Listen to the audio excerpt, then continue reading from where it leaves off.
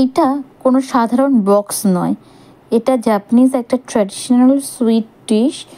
এত সুন্দর প্যাকেজিংটা যে আমি ভাবলাম আপনাদের সাথে একবার শেয়ার করি।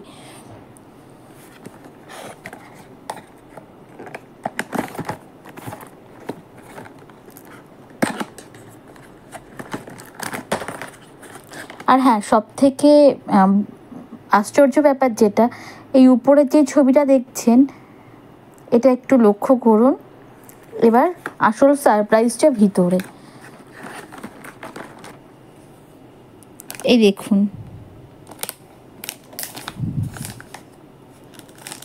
এখানে যে এটা আছে, এখানেও কিন্তু মিষ্টির উপরে সেটাই আছে।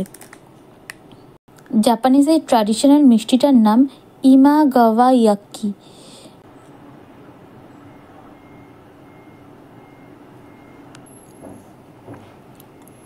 এইটা ভেবেছিলাম যেহেতু ট্র্যাডিশনাল সুইট ডিশ, তো আমি ভেবেছিলাম বেশটা মিষ্টি কিছু হবে হয়তো, কিন্তু না।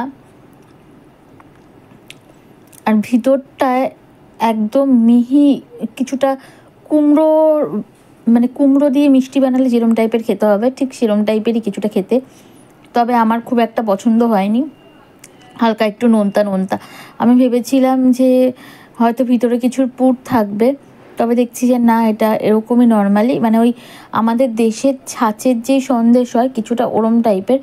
বাট এটা মেবি মানে অন্য কিছু দিয়ে বানানো, কিন্তু কী দিয়ে বানানো সেটা আমি বলতে পারছি না। তবে টেস্ট মোটামুটি আমার খুব একটা বেশি ভালো লাগেনি। যদি কেউ ট্রাই করে থাকো তাহলে অবশ্যই আমাকে জানাবে যে তোমাদের কেমন লাগলো টেস্টটা।